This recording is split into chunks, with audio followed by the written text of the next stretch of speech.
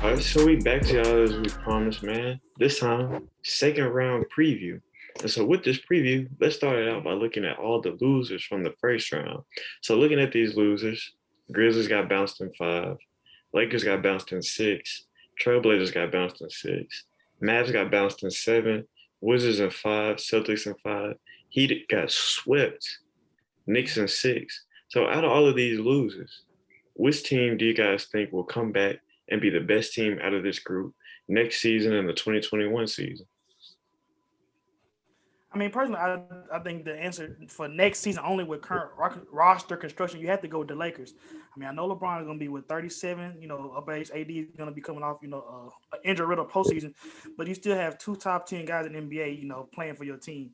They're going to have to reconstruct the roster a little bit. Montrez, some of his DNPs are lacking playing time in the postseason, has to be addressed. Shooters, him coming up late, he come up small. Contavious Caldwell Pope. They're gonna have to do some reconstruction of the what Shaq calls the others on that roster. But for next season by itself, I don't think you can go anywhere but the Lakers. Mm. Uh, Honestly, I'm gonna have to agree with you. As long as rosters are still as is in terms of how they ended the season, but just a good feeling. I feel like the Miami Heat are gonna be that team that makes a stride next season, like back to maybe even back to the NBA Eastern Conference Finals. Let's be realistic; they're not getting past the Nets. But I know Pat Riley. Me and him be tight like this. I was talking to him. He said he gonna make some moves, man. Mm. Mm. What do you plug you in? What do you plug you in? Give us an inside scoop real quick, bro. Come on, bro. What happens in the mafia stays in the mafia. My bad. Facts, bro. That's you. I don't want to see you get shot One up thing in I an would say before Italian you restaurant, bro. Hey, you sick. One thing I would say before you move on, I know, for immediately next season, I would say the Lakers, but over the next, 2 to 3 seasons, I like Tatum and Brown a lot. I think they're kind of, the miniature version of Kawhi and PG in Boston. Jaylen Brown got hurt at the most inopportune time for the Celtics. I don't think they would have won that series, but they would have made it, definitely more interesting. But yeah, they're a good team. They defend. They have, they have two certified All-Star guys on their team. And for some reason, a lot of people think Brad Stevens underachieved. I don't think he underachieved as much as bad luck, bad timing, and a roster that was a bad Terry Rozier shooting night away from reaching the NBA Finals. So for next season, immediately I would go to Lakers, but over a long term, give me the Celtics. Yeah, I like what you just said about the Celtics. That's actually who I picked for who will be the best team out of this group next season. You're taking the young core of Tatum and Brown in the next year. Hopefully they stay healthy for the whole year. But that's always a gamble, especially with injuries. You can't predict it, you know what I'm saying? You just gotta live with it. But looking at the Lakers, I give the Celtics the edge over the Lakers because Bron's gonna be 37, like you said. This playoff showing wasn't his best showing, point blank period. Like this is one of the first times when I actually saw LeBron be human. Like when he called out in the fourth quarter of that Suns game after they made a run, I was like, wow, LeBron's actually showing like human tendencies now. Everybody used to look at LeBron as like that superhuman, that freaking nature who could do anything and everything. But this postseason showed me he's starting to slow down a little bit. And I think with that in mind, I think it's time for that next generation of stars to kind of come in and take over the league. And I think there's no star bigger than Jason Tatum, who's going to leave his mark on the game next season. And I think Boston's going to be a top 3 seed in the East next season. Does that change your mind on your pick for top 25 player, under 25 top 10 players? Did Tatum move up your list? Good call out, Vance. No, hold on, time out, bro. I had Jason Tatum at 2 on my list. So it's better than Luka. Okay. In response to your question, does Tatum move up on my list? Right on my list, I had him at number 2 under Luka Doncic. And in all honesty, I think I'd leave it that way because Luka is obviously a generational talent. We saw what he did carrying the Mavs this postseason. Now he's going to go carry the Slovenian national team as they try to qualify for the Olympics. So we saw what Luka can do. We've seen what Jason Tatum can do in terms of filling up the stat sheet with points, but I just give Luka the advantage over his all-around versatility and being that point forward that we think of in the likes of LeBron and Magic and things like that. Good call. I wouldn't be surprised to see JT overtake him in the next 2 years just because what he can do on the other end. I mean, and he does 90% of what Luka does on the offensive end. So I mean, the trade off, I think Dallas doesn't put the team doesn't construct that roster correctly. I think Boston might end up being better than Dallas.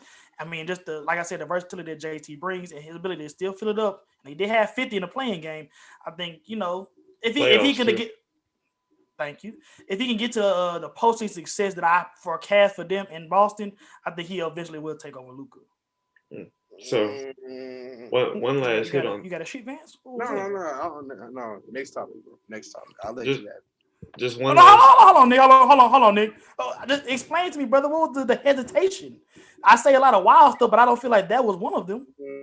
Tatum can't catch Luka. I mean, he can catch Luka. He's just not gonna catch Luka, bro. Okay, name me right now the thing that Luka does that JT can't do. Luka can yell at his teammates, bro. He can take over. No, Tatum can take over, but he's just a nice guy. Tatum also. And I think that leads into our next topic really good in terms of who should be the next coach for the Celtics. So basically, who should be the next coach for the Celtics? Brad Stevens was he's a nice guy. Everybody knows he's a nice guy. Is he even older than LeBron? I don't think he is. He's 44. Oh, is he? He's 44. But either way it go, I think the next coach needs to be an asshole for the Celtics. Somebody, because Tatum is not that guy that can do it. They need somebody that can tell Marcus Smart, sit your ass down when you're jacking up 10 threes in one game. They need that coach that's going to tell them what to do. So one name that comes to mind for me is Lionel Hollins. Now, I mean, I don't know what type of market he's in. I don't even know where he's at. But that's what I was going to say. I haven't heard the name Lionel Hollins since he left the Grizzlies. Bro, or another option could be a sign and trade for a coach. That doesn't happen very much. I was about to say, can you do that? That's what happened with Doc Rivers when he went to Doc Rivers did it. But who they could do it, somebody that's going to let them know what it is and when it ain't, Tom Thibodeau for the New York Knicks. That's another option. Maybe you get Kemba's contract off. The Knicks might act like they actually need a point guard. They might think Kemba's the answer to get him there. But those are two options that I possibly see just off the top of my mind. Yeah, so talking about this Boston situation, I want to look into what brought this about first. You got to take into consideration first, Danny Ainge decides to step away as team president, like literally right after the Game 5 loss. And, Danny Ainge took with him a lot of success in the front office, looking at how he's the orchestrator of the Big Three trade that brought KG and Ray Allen to Boston, ultimately brought a championship to Boston, also orchestrated the steal that sent Pierce and KG to Brooklyn and brought back the draft picks that led to Jason Tatum, Jaylen Brown, and the draft pick that led to the Celtics acquiring Kyrie Irving from the Cavs. So looking at that, that's a lot of success in the front office that left. But to immediately be replaced by Brad Stevens, I think that's a conversation we need to have, and one that comes down to the topics of diversity and things we talk about all the time on this show. Like, for there to be no interview process or for anybody else to be considered for the job, I think that's a problem that the NBA is facing and one that the players should have spoken on. I want to see how y'all feel about that. Just the fact that Brad Stevens was immediately elevated to this role without looking into any outside candidates, whether they be Black, women, anything like that. I just want to see what y'all think.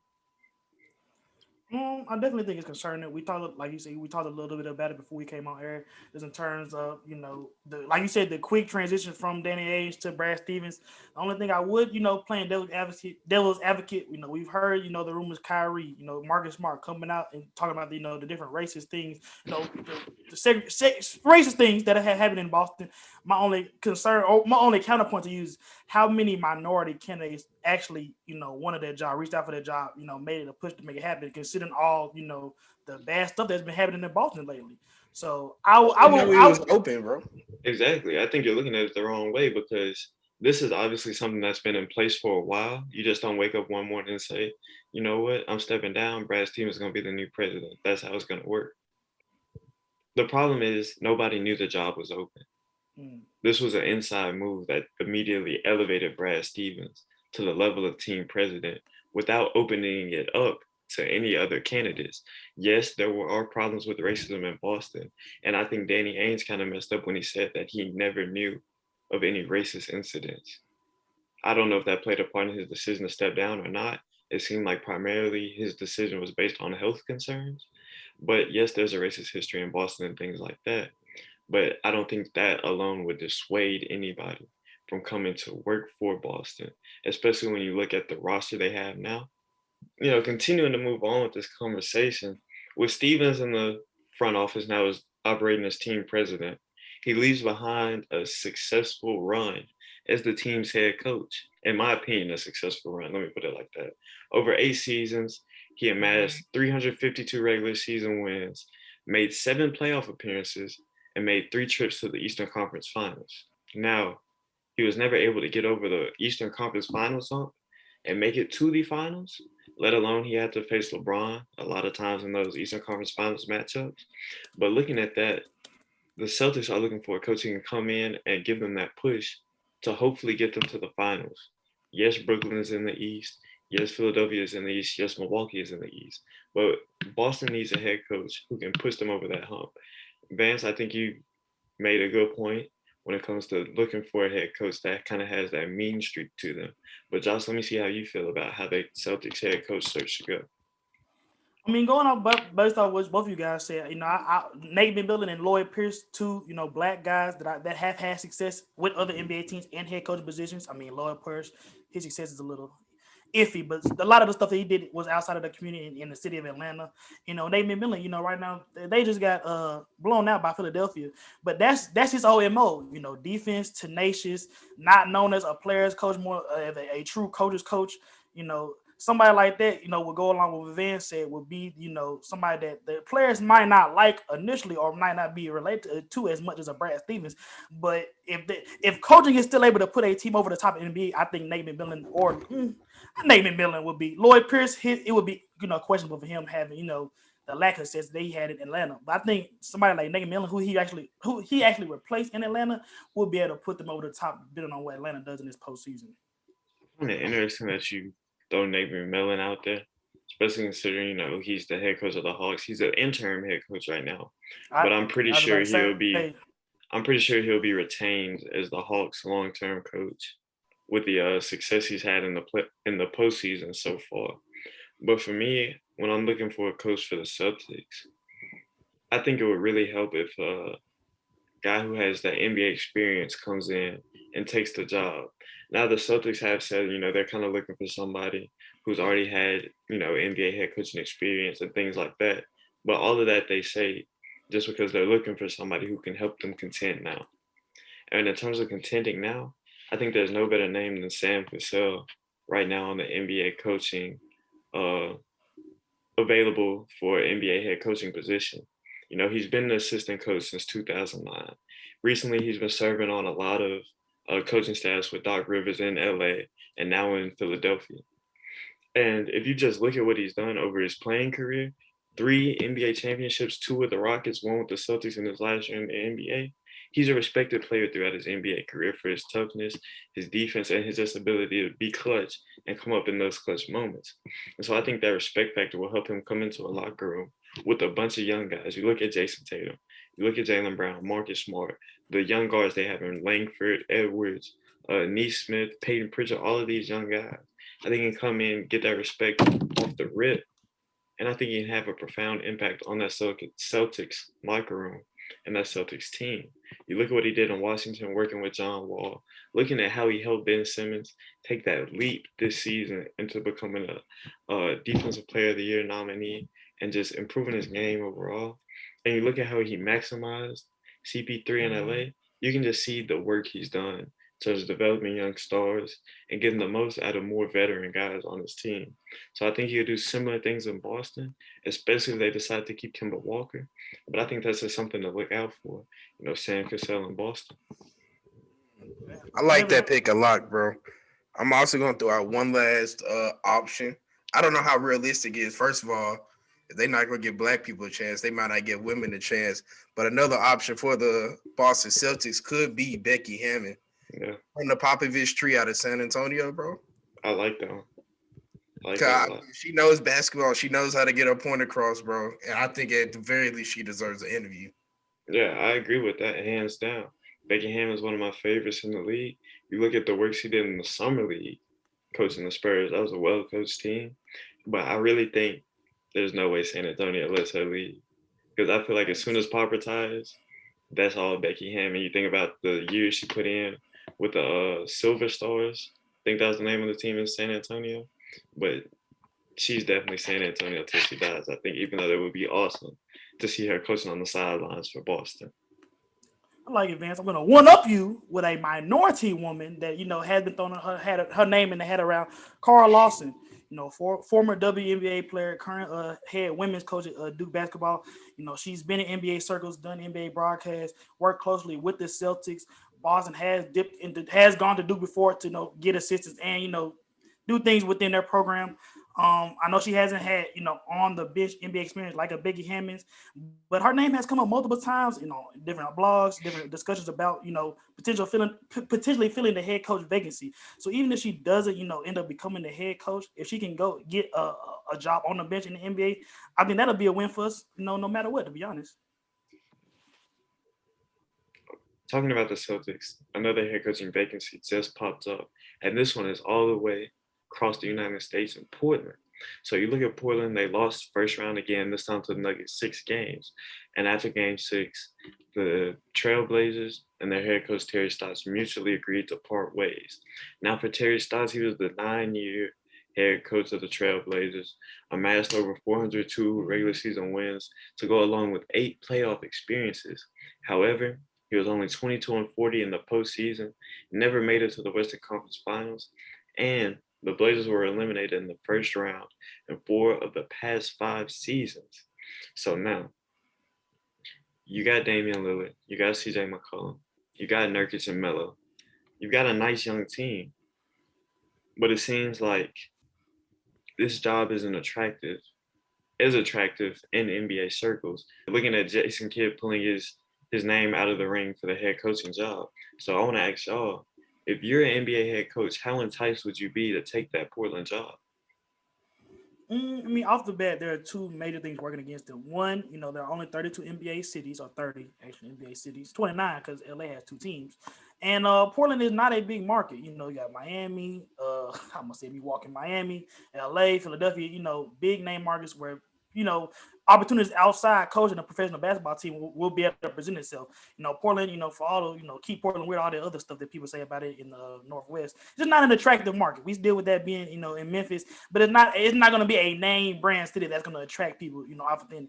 And, like you said, Nick, 4 out of 5 years, they just had first round playoff exits with an all NBA guard and Damian Lillard. I know, head of basketball operations for the Portland Trailblazers. He actually, Neil O'Shea, appreciate you, O'Shea. He actually talked about Terry Stotts, his reign there, and not questioned, but made some very poignant comments talking about how the defense was a concern of coaching rather than roster construction. But I would have to respectfully disagree. You got 2 smallest guards, 2 score first guards, Damian and CJ. Got Nurkic. He's going to be a traditional center and not a stretch 5. To run with some of the bigs that are going to be in the NBA today. I just think that this team is not constructed to be a title contender. They got a lot of offense, not a lot of defense. I think I disagree with like what he said. The Portland basketball operations guy said, until they get some more defenders on his team, Robert Covington's a good start, but they're gonna need. We saw the difference in the Portland series. They were not able to get stops when they needed to be, and I think coaches around the NBA recognize that Terry Stotts probably plateaued and did the best he could do in Portland, and the personnel needs to be able to improve in order for that team to hit another level. So if the team, honestly, in my opinion, I think the reason that they're not attracting as much budget as you would think, because the stagnant personnel that's on the roster and potential coaching candidates are recognizing that this was not a coach, this is a personnel issue, and the personnel needs to change. We need to do something different in order to reach higher heights than what Terry Stotts reached. Okay, so when you say the personnel needs to change, talk to me specifically about what personnel needs to change. What do they need? What do they need to get rid of? Talk to me like that. Like I said, defense and rebounding, and you're gonna have enough points in CJ and Dame, right there. Carmelo, there is no lack of scoring on that Portland team. But outside of Robert Covington, who on that team is gonna be a plus defender? Who is gonna go out and on that team, on Portland's team, and guard a Devin Booker, guard LeBron James, like Kevin Durant, somebody's other's best elite scorer night in and night out? I mean, Robert Covington did the best he could, but he's more of a wing defender, crazy guy, especially playing for Portland that has, a real lack of size. He operated as a small ball four, small ball five for a lot of the possessions for them. So I need defense, rebounding. Those are the main things that team is going to need. And I think it showed itself in the postseason.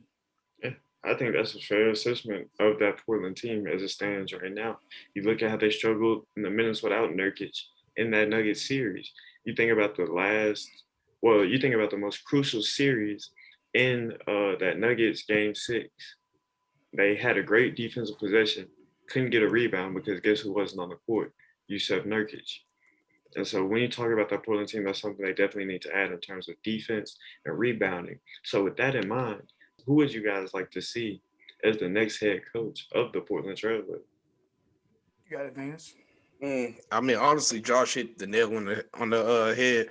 Honestly, the way I see it, it doesn't matter who's the next coach of the Portland Trailblazers. 5 years from now, they're not going to be the head coach of the Portland Trailblazers. I think they're about to enter reconstruction, bro, and just try to find some luck in the draft.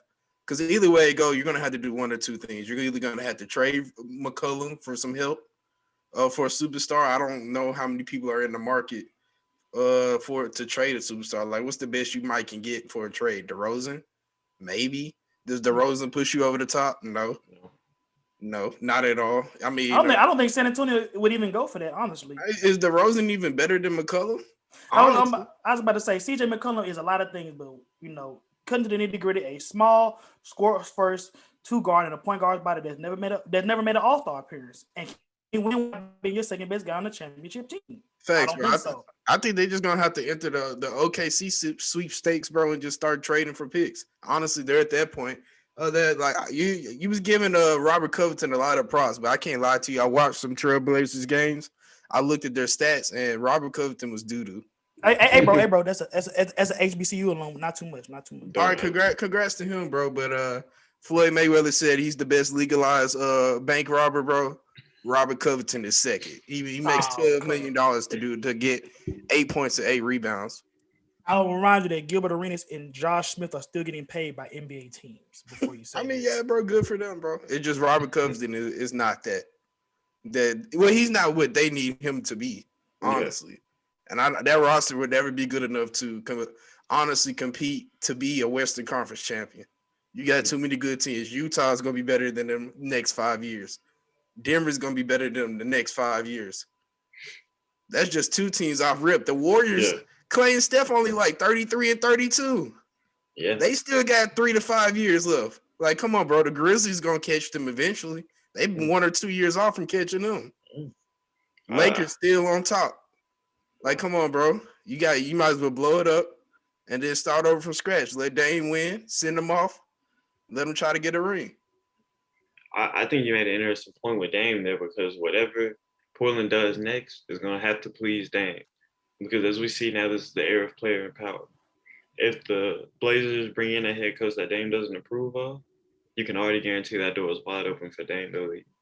So with that in mind, bro, I know that the Blazers want a coach who's going to focus on defense, rebounding, those types of things. That's what the front office wants. But let me throw an interesting idea at you guys, bro. Let's say Portland brings in Mike D'Antoni, institutes a system similar to what they ran in Houston, but with Damian Lillard as the forefront. I think that could be a team that's successful, plays with pace, and negates some of the defense and rebounding issues because they're putting up ridiculous numbers on offense because they have the personnel to put up numbers on offense. And that's undoubted. You look at Dame, you look at CJ, you look at Melo, you look at Anthony Simons, who's a young up-and-comer, who I think is going to be really nice in the next couple of years. You implement that Houston system in Portland with the roster they have now, and I think you could find some success by simply outscoring opponents. So that's what I would do if I was, in the Blazers front office looking for a new head coach. I would circle D'Antoni's name and see how it works out for me. Why not for the next 5 years? He's not going to be there in 2023, 2027. You would be really selling hard on, like you said, the offensive upside of that team. And, I feel like you just basically ignored all my points about defensive rebounding because Mike D'Antoni literally brings none of those things to his system. Yeah, I know. But hold on. Look at Brooklyn right now. Do they have defensive rebound? Look at Are they Brooklyn's not the roster best team in the and look NBA? at Portland's roster. I'm And just tell me saying. what the difference is. Okay. Even with Houston the past couple of years, well, when D'Antoni was in Houston, defensive rebounding were lacking.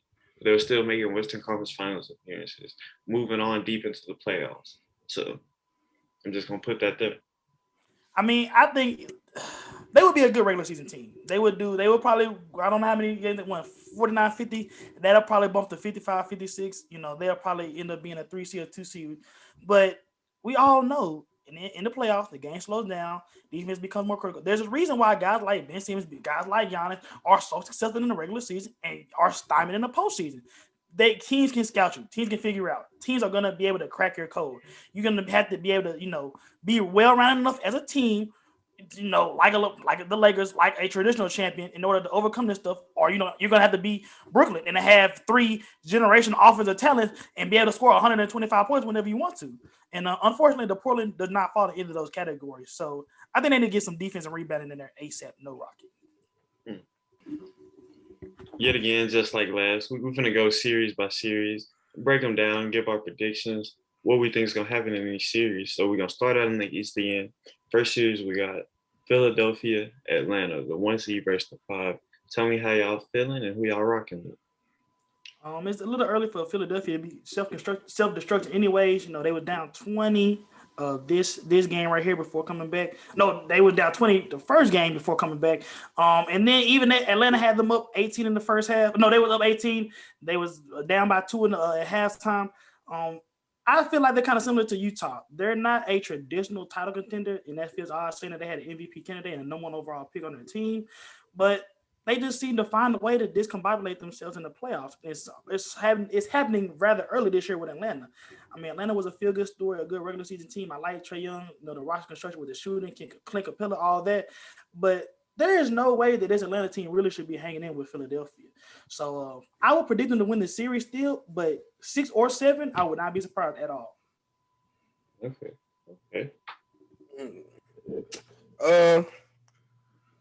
I asked both of y'all's picks before the series started.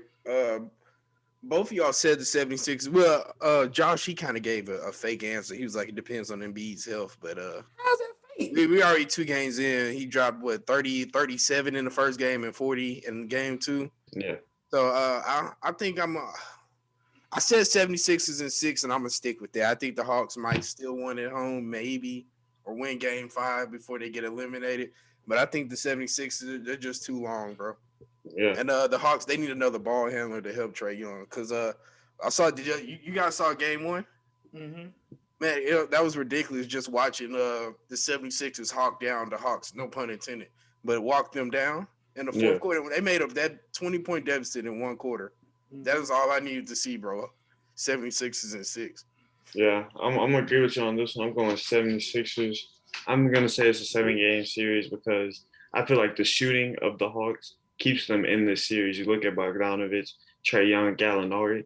That's 3 certified snipers. Herder 2 full certified snipers that they keep on the perimeter at all times. But I will say that size is going to play a big factor in the series. And we kind of saw it in game 2 with Ben Simmons starting out the game on Trae Young. Frustrated him. He had trouble scoring, had trouble initiating that offense.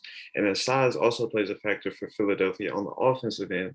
You look at what Embiid can do, not just being a 7-footer, but being an agile 7-footer, creating that mismatch with Clint Capella when he takes him out on the perimeter. So for that reason, I'm going to rock with Philadelphia in 7 games, like I said. And I think that Embiid is really going to make his presence felt this series, especially after seeing Jokic run away with the MVP. And so next series we're going to look to, I think this one's pretty unanimous. Shouldn't even have to talk about it much, but Brooklyn and Milwaukee. But anyway, we're going to talk about it, see what we got to say about it. We'll discuss it. I mean, it's pretty obvious. And it's crazy because I'm really not liking Kevin Durant right now, but as much as I'm disliking his personality, the Brooklyn Nets have him, the Milwaukee Bucks do not. Brooklyn in 3.5. I don't even think they need the 4th quarter. Man, they don't even need James Harden. They really can let Kyrie Irving sit this series out also, bro. The way I see it, I don't want to get disrespectful and say Nets in 4, but that's what it's going. That's what it kind of feels like it's That's gonna. not disrespectful. That's the truth. Ooh, And man, astute analysis, brother. That's what they call it. man. So there's a couple teams. I don't want to get too off track, but there's a couple teams that are maybe a piece away. I think the Bucks are one of them, and then you got to look into the Dame Dollar sweepstakes, bro. I think Big ass piece one of away, those but a piece teams. nonetheless. Yeah, bro. Yeah, Nets in 4. It is what it is. Yeah. Like I said, quick and easy. Nets in 4. This series shows you Giannis isn't a tier 1 superstar, but we're going to keep it pushing. Don't do that. He's not. Who better Kawhi or Giannis, Vance? Kawhi. You right now. Kawhi. Thank Look you. how he put his head down when he said it, though. Pick your head up, brother. I mean, bro, you know, Giannis is in that Russell Westbrook tier. He's about to start catching that slander for real. Yeah, bro. All them regular season stats nice. When you get to the playoffs, you get dunked on by Blake Griffin, you get crossed by Kevin Durant. You're not a superstar no more. They need to take the freaks away. Take them off the shelves. Kids shouldn't be wearing those He shoes. need to take his bail away. Yeah, his bail. He got a bail. It's some shoes. Oh, yeah, look, I don't know. That's funny. And I ain't gonna lie. I watch a lot of high school basketball. I mean, we all know a lot of young guys in the city. Raise your hand if you ever seen somebody walk out on the court with Giannis is on their feet. Exactly. That's a team shoe. That's like no cap. That don't count, bro. That's like hybrid dunks. Don't say that. If the whole team wore them, it don't count. How many times have you individually seen one guy be like, no Jays, no Currys? I went to live on this podcast. You know, I work for 24/7, doing girls basketball. Don't put your arm down like that before you flex on us, bro. But keep going. My fault, but I work for 24/7. You know, doing girls basketball recruiting. And one girl, probably the coldest girl I've seen on the circuit, Kayla McPherson, she wears the what the freaks or whatever, the multicolored freak ones. That's her go-to shoe. So yeah, Giannis probably paid her to wear them. Me and my producer was talking about this earlier. And it applies to y'all. Like, honestly, if I were in a life-threatening situation and I needed somebody to hit a 15-foot jumper, I would pick one of y'all two before I pick Giannis Antetokounmpo. And that is a problem. Like, he is a National Basketball Association most valuable player. He was named the best player in the NBA over a whole entire regular season, and he is still unable to consistently hit a 15-foot jumper. I mean, that's the thing that's concerning me. Like, him and Ben Simmons, they are so physically talented, so physically gifted, are able to do literally everything else on a basketball court. And one of the things that you can actually improve at, you can't get tall, but you're not going to get that much taller in the NBA. You're not going to get that much, you're not going to get that much faster, but you can become a good shooter. And if for whatever reason these guys have literally decided not to be able to do it, it's going to continue to hold them back, going to continue to, tarnish their legacy if they never corrected, and they're going to continue to, lack postseason success because of this one thing they simply refuse to do. Let's just say the Nets didn't exist, bro. Would the Milwaukee Bucks be the best team in the East? No. I think it'd still be Philadelphia. Yeah, I'd take Philadelphia over Milwaukee. Because Joel Embiid is a better shooter than Giannis Antetokounmpo, which is crazy. Yeah. Just before we move, like what is the reason behind this guy? Just talk to me for real. Like, it is not that hard to put up a lot of shots. I mean, for free throw shooting, I understand, pressure, things like that. I guess some similar things can be said for shooting, but literally that's the key to both of their games. Being able to hit, not even being able to consistently hit, being a threat from outside of the paint. So why do y'all think that they're unable to obtain that skill set in their games? Shooting is something that you've been doing since you were a little kid. Shooting form doesn't change that much, even once you reach the NBA. Like, I've heard, I can't remember who it was, but they were like, yeah, we teach them how to shoot, but once you get in those game time situations, you go back to what you're used to doing, the muscle memory. So it's hard to break those habits, especially when you're 25, 26, and you've been doing it, shooting poorly your whole life. And you've been relying on your athleticism your whole life to get you points and help you dominate the game. So I don't think it's the fact that he doesn't want to improve as a shooter. It's the fact that it's a hard thing to change and adjust in your game, especially when you're good without it. Yeah, bro. I mean, his play style, but the way he plays, it dictates him being able to shoot, though. Because if he could shoot, like maybe the greatest player of all time. All he got to do is be able to shoot. But here's how I look at it: like, especially now, how shooting is the most important skill in the NBA right now. Agreed or disagree? Yeah. So, but essentially, to me, being a football player, well, all of us having been former football players, that would be like saying to me, Nick, you're a great receiver, but you have horrible hands. We have an example of that. Terrell Owens, yeah, subpar hands, but not a lot of. Almost anybody is not as physically gifted as Terrell Owens. So I just feel like we're so quick to give out accolades that are well deserved. That we're so willing to overlook these shortcomings. I mean, heck, Ben Simmons was the number 1 overall pick, and he couldn't shoot back then. But again, like with the evolution of the game, the ability to see guys like a Kawhi, other guys that get like Alonzo that come in as bad shooters with bad form and become good shooters. Alonzo shot 40% this year from 3. I don't understand why it's so difficult for these guys when I know there are guys in their year 25-8 telling them this is what you need to do to become the next step in your game. At no point Giannis was a shooter, bro. Lonzo had been a shooter his whole career. Yeah. High school, middle school, college, all of that. Like NBA, you got to shoot a little bit further, bro. He just had to get his body used to it. Now he's back right. Exactly. Giannis got to shoot free throws. Honestly, I think he could, if he just shot 1,000 free throws a day. I know that sounds like a lot, but he's an NBA player. This is what he does, bro. He strikes me as a player that wants to be the GOAT, bro. And I can see him shooting 1,000 free throws a day. If he could just get his free throw rhythm together, bro, I think that changed a lot for him. Yeah. And I'm glad you brought up the point about free throws because that's something that Lonzo Ball has been pretty good at his whole career. And Lonzo Ball was more of a release change in terms of taking it from the hip to taking it from, traditionally where you take a jump shot from.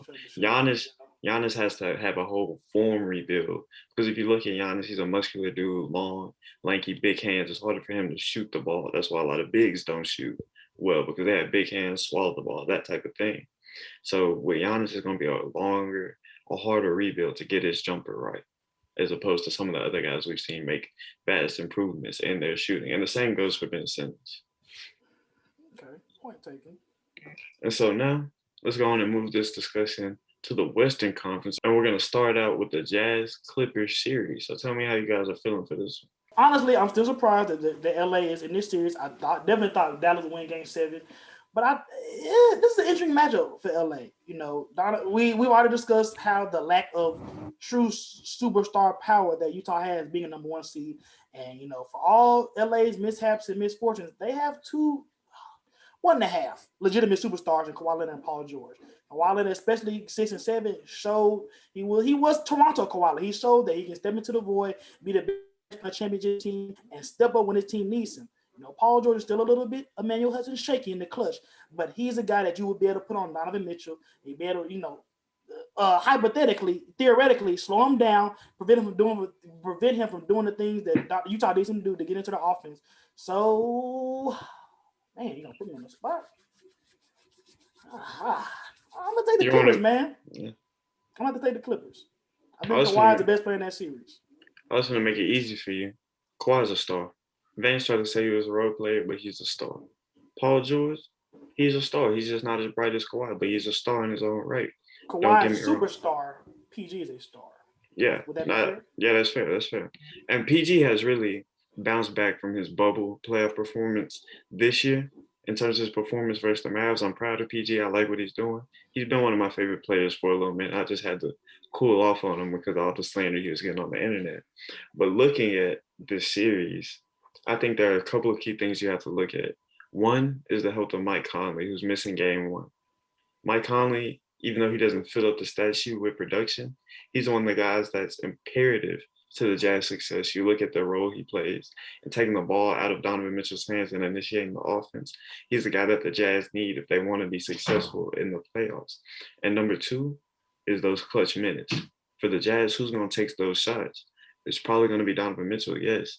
But it's like the fact that it's probably that concerns me when you have on the other side Kawhi Leonard, who you know is going to have the ball in his hands in clutch time. You look at what he did against the Mavs in Game 7, 45 points. That alone tells me all I need to know. I'm taking the Clippers in 6. Interesting.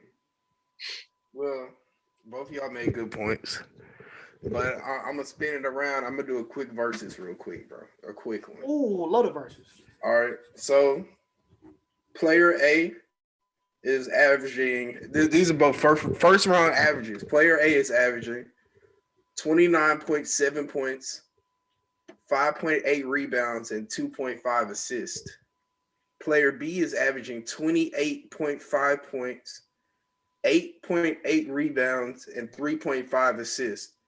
Player A, however, played 11 more minutes per game. So the 8 for player B with the NBA now. I want to say that's a big, at least a wing, potentially a big. Are these guys that are still in the playoffs? Are they in the Both of them playoffs? are still in the playoffs. Okay. No player B got to be Kawhi, huh? No.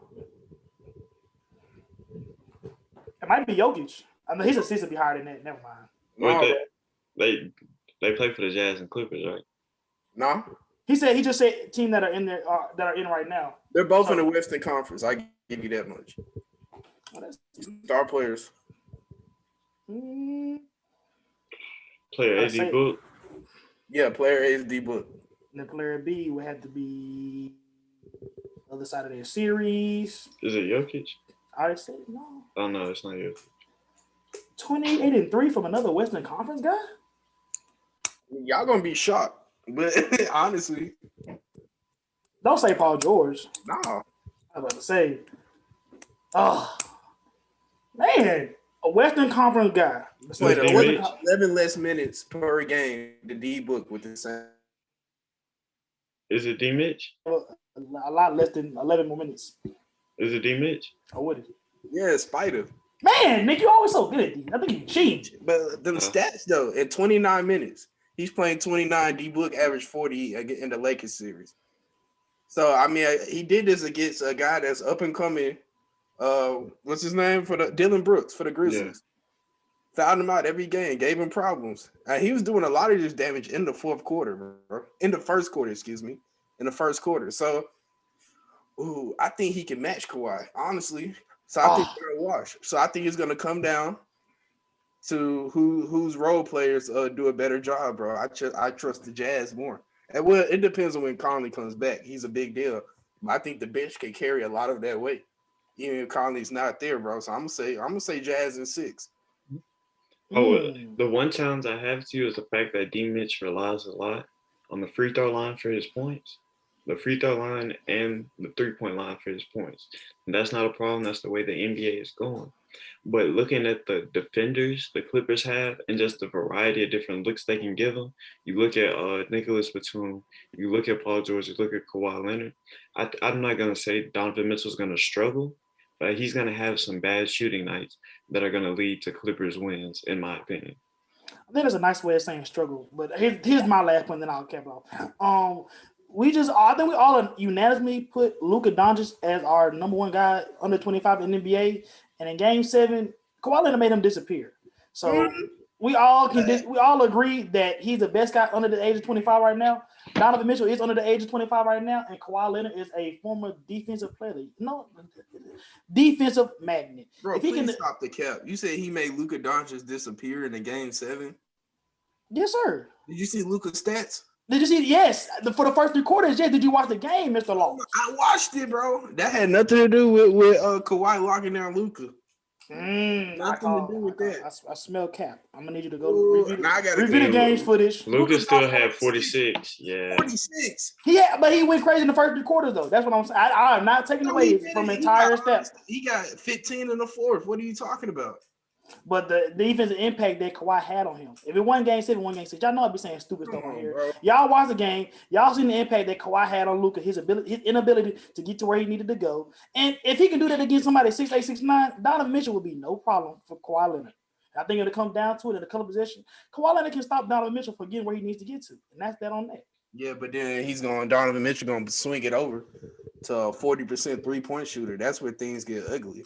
Yeah. I think the best chance they got Royce O'Neal shooting at least 5 threes a game. That's the best. That's what the Grizzlies did, and he hit against the Grizzlies. So if he's against the Clippers, then the Clippers will win. Yeah. But I don't see the Jazz missing the threes, bro. Yeah. To your point, Vance, The Jazz averaged 17 made threes in the Grizzlies series, so that's something to look out for in this series versus the Clippers. And our last series we got, I think this is the best series we might see all playoffs. Looking at Suns, Nuggets, a 2-3 matchup. And I want to start this one out because this is just one of those series that I love. You got Jokic, who was just named the league MVP, but you got DeAndre Ayton on the other side, a guy who's Former out number to one overall pick. exactly a guy who's out to prove that he was worthy of that number one overall pick in a draft class that included Trae Young, Luka Doncic, all of these guys who have been hooping this year in the playoffs. So, like I said, you got Jokic versus Ayton, and I think they played each other perfectly. Game one, played each other even. That was a great matchup to look out for. But looking at this series, I think this is the series where the Nuggets will miss their starting backcourt the most because when you have to look across and see Devin Booker and the point guard CP3, I think that's when you know you're in trouble. And because of that, I like the Suns in 6, especially the way they go to their bench, looking at Cam Payne, Cameron Johnson, all those guys coming off the bench. I really like the Suns in this series, and that's what I'm rocking with. Don't speed by Cam name like that's not a laws and alum, bro. I don't like the way you said it so quickly. Go ahead, start back over, enunciate, say it all loud and proud. Okay. Because you know that's where my man came from. You're right. Cameron Payne went to Lausanne High School. However, Lausanne Collegiate School. My bad. However, Chris Chiozza, who went to White Station High School, will be the one with the NBA championship ring at the end of the season. Thank you. He had to stay on White Station. Go, Vance. You got me mad. Man, I was talking to my brother, and he made a really good point. As much as I hate Chris Paul, he was supposed to be a Laker, bro. A Laker with Kobe Bryant. And just watching him hoop with D-Book, bro, that could have been him and Kobe 10 years ago, literally. Yeah. Probably could have got Kobe to that 6th ring he wanted so bad. Honestly, just watching it. But I think the Suns got something special, bro. They got killers on their team, bro. And especially Mikal Bridges hit his open shots, him and Crowder. Yeah. Ooh, as good as the Nuggets are, bro, they're missing Jamal Murray bad, especially in that 4th quarter when Chris Paul took over. Yeah. Murray's defense and his scoring ability could possibly hard.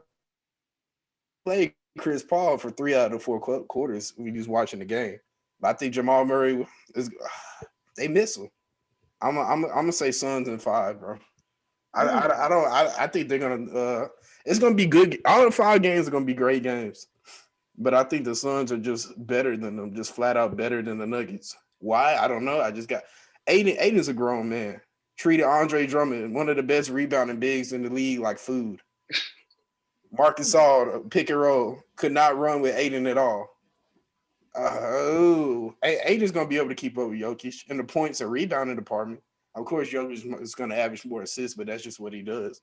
But Aiden's going to hold his own. And I think, Suns in 5. I like it. Nah, man, both my coaches, this is why I do this show. They're 2 smart guys. They already spoke on my point about, the Aiden Jokic, being the 18 Jokic matchup being the X factor in this series. We saw what happened. Like Nick said, when it's a wash in game 1, the Suns are gonna be able to win if Jokic is able to. If Aiden is able to slow Jokic down accordingly, I think that Mikal Bridges, Jay Crowder, they can throw a lot of different looks and matchups at Michael Porter Jr., who is gonna be in effect their second guy now that Jamal Murray's out. And Jokic. I think Jokic will get the best of Aiden at least two out of these 7 games. And so I think if it doesn't go 6, if it doesn't go 7, it will be a tough 6. But CP, Devin Booker emerging as a super duper star. Mikal Bridges, Jay Crowder, my man Cameron Payne, Lausanne Collegiate School alum.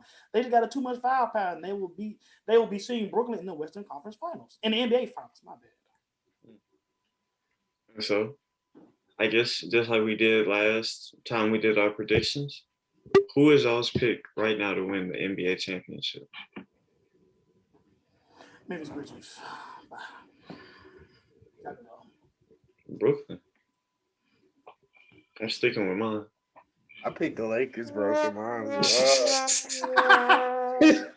Hey, it's tough. I feel that though. I lost money, so don't feel that. There's something about the Nets, bro. They got Kevin Durant, Kyrie. That's something. They put the ball in the basket, implode, bro. I don't know. Something weird is about to pop off with the Nets. I don't know. I don't know. Kyrie probably gonna take a sabbatical like game 3 of the NBA Finals or something, bro. Who did you pick, Josh? I said the Grizzlies, bro. They're not Champions in in the my heart forever. playoffs. I'm talking about now. Champions What of my about- heart, bro. Champions of my heart. I said y'all can go. I picked the Grizzlies. Who's gonna be a Let y'all champion on go. the court though? Who's your pick to be champions on the court though? Y'all don't know fun. Y'all don't know damn fun. Cause I had to go Brooklyn and be sensible. I mean, I don't know what you want me to say. I want to be different, bro. But Take it's the just Clippers. shut up, bro. Like, I really hate the He Clippers. just wants them because one of the guys in the Clippers had the same hair as him. That's the only reason. So The biblical braids, bro. I ain't got no braids, but Man, the Bethlehem braids. I just feel like Phoenix gonna blow it. I don't even know who's gonna come out the West. I'm gonna say whoever come out the West. Can I say that? Can I do that? that works. We'll take that, bro. I don't like it. No, that's 14. 14. That's 4 teams right now. You can't say that. All right, bro. I'll say the Nets for now. I'll get once it actually gets in the NBA Finals, I'm gonna pick the other team. But for now, I'm gonna say the Nets. Safe pick. Safe pick. So that concludes our episode for this week. Appreciate y'all for tuning in yet again. And always got to put this disclaimer at the end. Don't bet on what we say. Man, We're we are not not responsible for you losing your money. Stop coming to my man Nick and Van inbox talking about, hey man, I lost my lunch money. Hey man, I lost my PS5 money. That is not our damn fault. Say it again, Nick. Say it again. I don't think I heard you the first time because I'm tired of that, bro. I'm tired of it. Disclaimer, don't put your money, let me emphasize that, your money on our picks. Yeah, you the one that saved up that little $10 from DraftKings. Don't say because we said it. I mean, we're pretty smart, but if you lose your money, I'm on your ass. So Precisely. I got a joke for y'all before we leave, though. is Alright. it appropriate? Yeah, it's very appropriate. What does a pig put on its rash? Ointment. I don't know which was worse, the fact that he said it or the fact that you knew the punchline. It wasn't You hard. You've been hanging out. I guess it wasn't. You've been hanging out with some uncles, bro. It is what it is. Hey, we cannot get out of here without saying this. Free my man Cameron Kinley. You know, denied commission by the U.S. Naval Academy. One of the only guys to get denied his commission by the Naval Academy. We had him on Sports 56 Radio. We're trying to get the push for the Navy to overturn the decision. You know, went to minicamp, impressed Bruce Arians. There's no precedent for what the U.S. Naval Academy is doing right now. Free my man Cam till it's backwards. I can't say it enough. Facts. And with that, we out of here.